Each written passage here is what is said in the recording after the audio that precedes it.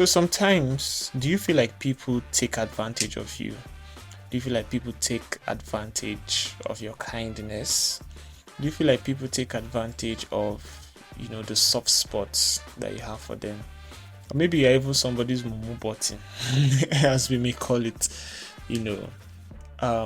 But have you really thought about, how your decisions or how your image or perception of yourself might be enabling them to do such things?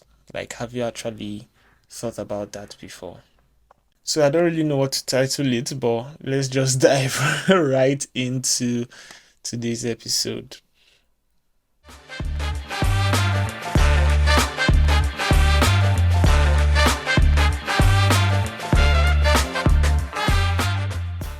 Okay, so now you might feel like, okay, you are a kind person, right? Or at least you try to be kind. You're a good person, or you try to be good. But it just seems like people don't appreciate the fact that you are good towards them. They don't, value your kindness, and to a large extent, it has made some people become, I don't want to say wicked, but I would say more, they've become more reserved when it comes to acts of kindness, when it comes to helping people out. Basically, not because they don't want to, but because experience, has kind of shown them that people tend to not value kindness. People tend to not value, the good things that you do for them. But the question is there a way that we can maintain balance?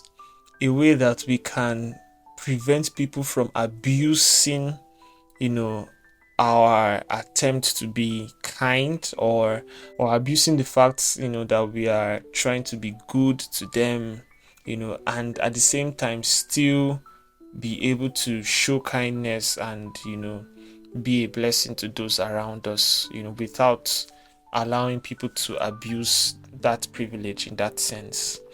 So I believe it's possible.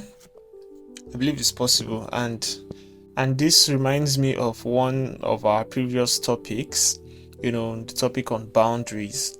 Now, I don't really know if I covered this aspect, but really, I think it has to do with setting boundaries. That's one of the ways where you can maintain that respect, in the sense that when you do something or go out of your way to do something for someone, the person doesn't see it as, an entitlement, because that's one thing us human beings do, or that's one trap we fall into. That's a mindset of entitlement, basically. So I believe one of the ways we can do that really is to set healthy boundaries. There are some scenarios there. Let's use money for example, and you send, like, maybe you send somebody a certain amount of money, and the person just replies thanks, or the person says I don't see him. And basically you're now thinking that, I shouldn't have done that. You're not like, and I mess up, that kind of thing.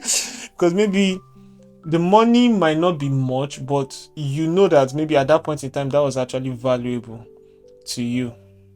You understand? Maybe you send them 5k, maybe you send them 10k, and then the person is just like, I don't see him. And you're like, excuse me, what do you mean you don't see him? Of course you did it out of your own goodwill, and you know that money, it would have been better for you to go and buy suya with it. And if the person just responds, in a way that just portrays ingratitude, basically. Or maybe you borrow your friend money or something, and that money, you actually needed it at that point in time, but maybe you felt it was an emergency, and because you guys have been friends, and then you decide to borrow the person money, and to pay back is a problem. And really, this is one of the things that scatters friendships. Borrowing somebody money and the person refuses to pay back. Borrowing somebody, maybe your friend, money, and then that friend refuses to pay back. And there's a difference, or there are different aspects to this. There are some people that genuinely don't have at the moment, and they communicate that in a respectful way. And like from the way they react and from the way they communicate, you can tell that okay, this person really is just trying to meet up, that if the person can, afford it, the person would definitely pay back. And some people even make efforts, even if they don't pay the whole thing at once, they can be like, okay, um just hold this one first, take this percentage, of what I'm owing you for the meantime. And you find out that in those scenarios, sometimes you might actually leave part of the money for them, because you see that okay, this person really appreciates the fact that you lent him or her money, and then the person making like efforts to redeem that pledge, that okay, I'm going to pay you back within this period of time. The person might pay maybe 80% and just be like, you know what, just forget about it, we're friends, just because you've seen that desire, that willingness for the person to pay back.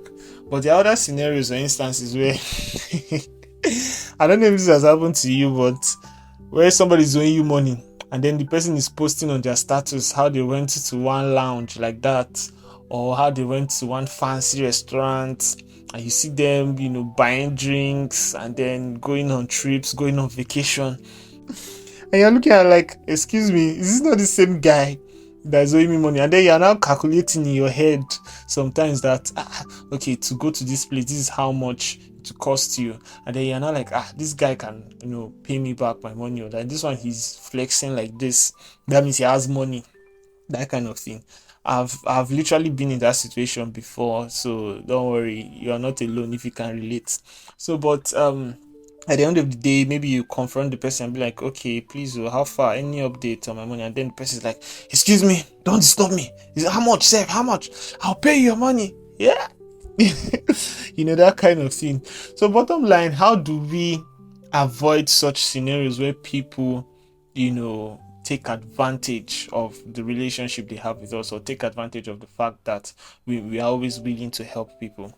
So like I said earlier, it's boundaries. So in the area of money, right, me, I have a personal principle: except it's life or death, I don't borrow money that I can't let go.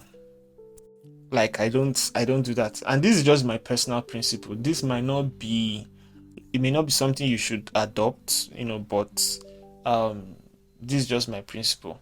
So if somebody comes to me and says, I need so amount of money, and okay, I'm like, okay, what do you need it for, that kind of thing, and I find out that it's not like a life or death emergency basically, and I look at the amount of money and I'm like, if I lend this money out and this person doesn't pay back, this thing will pain me. It would hurt.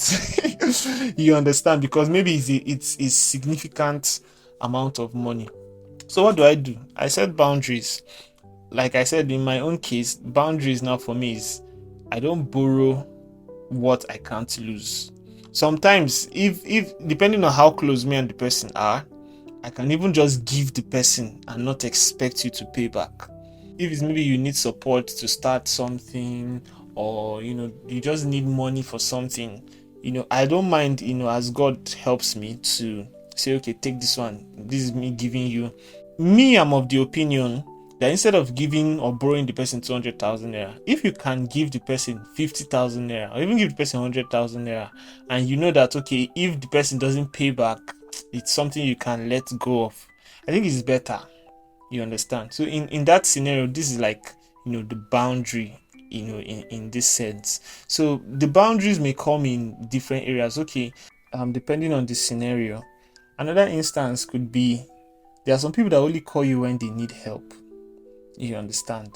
Now, I'm not saying you should be wicked, though. Don't get me wrong.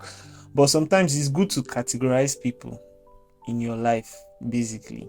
It's good to categorize people that, okay, who you should bring closer, and who, not that you stop talking with the person, but you just know who you can rely on to a large extent. There are some people that the only time you hear from them is when they need you. And there was a particular scenario for me where it got so bad, when the person, and I think when the person reached out already, I was not in a good mood, because I just have this philosophy that you can help people regardless of, because the Bible says we should do good to those that hate us. So even if you are not enemies, you or we claim to be acquaintances, right? And then you reach out to me for help.